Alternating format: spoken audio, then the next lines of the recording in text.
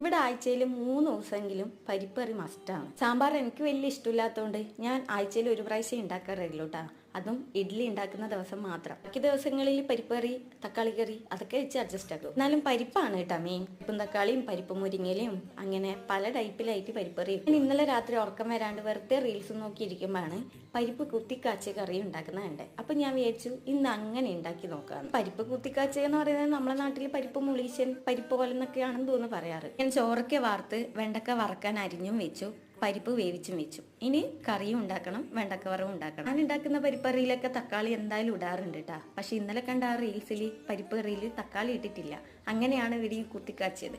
അങ്ങനെ ചോറ് വിളമ്പി പരിപ്പറി ഒഴിച്ചു, വെണ്ടക്കവറ വെച്ചു. അതിനിടയ്ക്ക് ഞാൻ പപ്പടം കൂടി കാച്ചിട്ടുണ്ടായിരുന്നു. പിന്നെ ഉപ്പിലിട്ട മാങ്ങയും കൂടി ഉണ്ടായിരുന്നു. അതും അതിൻ്റെ ലേശം ചാറും കൂടി ഒഴിച്ച് ഇന്ന് ഉച്ചക്കത്തെ ഊണ് കഴിച്ചു. അപ്പോൾ ഇന്ന് ഇതൊക്കെയായിരുന്നു കേട്ടോ ഉച്ചയൂണ്. അപ്പോൾ അടുത്ത വീഡിയോ ആയിട്ട് നാളെ കാണാം. ബൈ.